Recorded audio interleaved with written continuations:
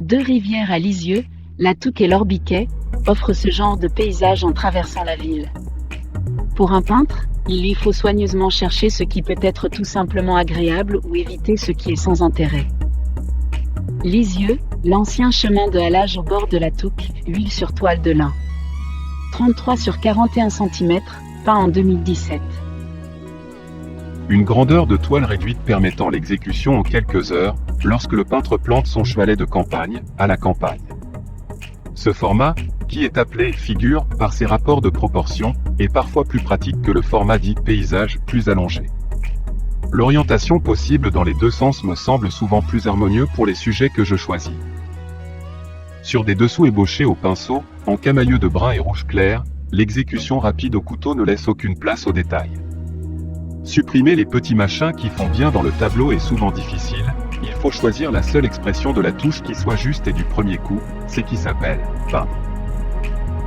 Les détails agrandis montrent la subtilité presque abstraite des coups de couteau, qui semblent appliqués presque au hasard, les uns à côté des autres ou superposés, par endroits, le fond camailleux rouge apparaît.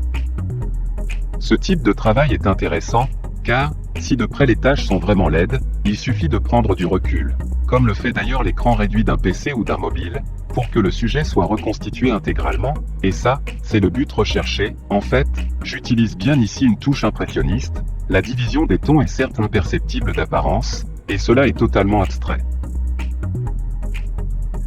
Plume doigt sur papier à grains, encre bistre rehaussée d'un léger lavis d'aquarelle.